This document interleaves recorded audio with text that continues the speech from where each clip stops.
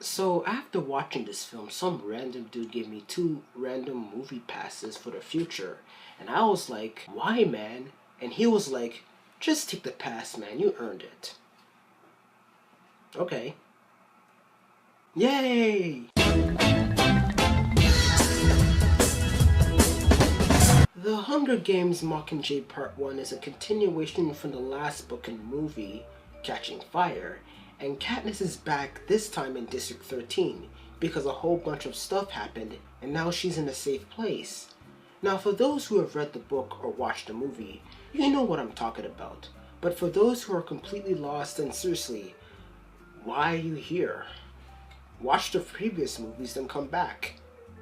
Get out of here, shoot. So this movie has turned into a different direction. There are no Hunger Games, it's all political speeches, propaganda, and rebellion, and it's all because of this guy who is basically a fictional version of Muammar Gaddafi. Zanga Zanga! So as far as I can see, everyone is really hyped up about this film. There was even a Hunger Games flag at the front of the theater where I watched the movie. I'm going this way. I'm gonna walk. So I came, watched the film, and it was okay. And pretty much. Now, when I watched the first movie, I thought it was pretty good. Some problems, some complaints, but it was okay. Then I saw Catching Fire, which I thought was a bit more better than the first film. Then I saw this film and I thought the movie did some things that were pretty different, because that is according to the book. Now, as much as I liked the movie, I also thought that this movie could have been much better. Now, here are things that I like. The acting was pretty great. Katniss is much more different than in the previous movies. She's even more innocent, a little more shaken up from the last Hunger Games. And I like the fact that this movie is not all about her.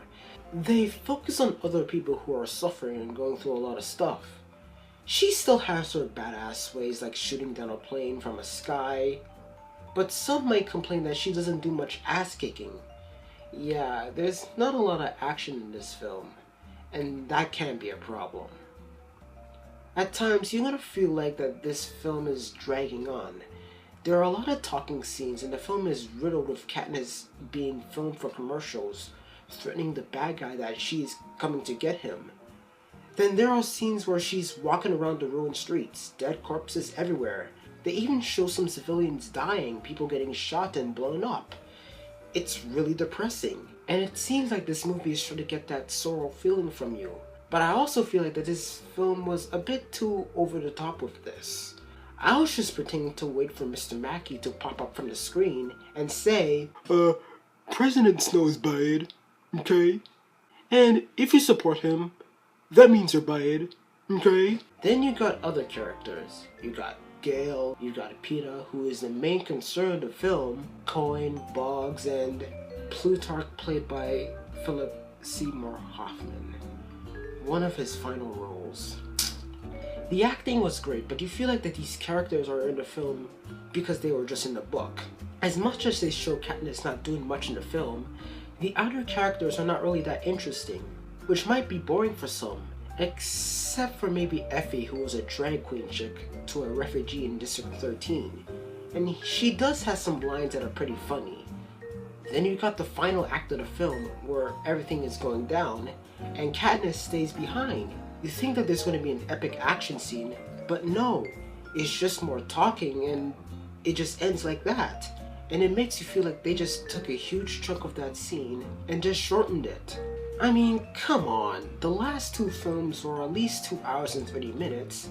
This movie is only 2 hours, so you feel like things should have been much better. Overall, this movie is okay. I think the reason why this film is so slow is because they are setting up for a next epic sequel for the last movie next year. And you just want more because you know what will happen. I left the theater wondering, I don't know, I think they could have just somehow smashed part 1 and part 2 into one straightforward film. But that's what happens with young and adult films. You got Harry Potter, you got Twilight. Look at the Hobbit films. 3 films and 1 book. Wow! That by saying, if you are a fan of the Hunger Games, you're gonna find this film pretty decent. Like I said, this film has headed to a different direction. No more games, no more tributes, no more arenas. It's all changing to rebellion and revenge. You may be disappointed about the fact that this film doesn't have enough action scenes and the slow pacing. For all the 3 movies I have seen, this is my least favorite. So in this case, 7 Mockingjays for Hunger Games Part 1. Oh jeez. Now I'm pretty scared about Mockingjay Part 2. It's going to be pretty depressing. Really, really depressing.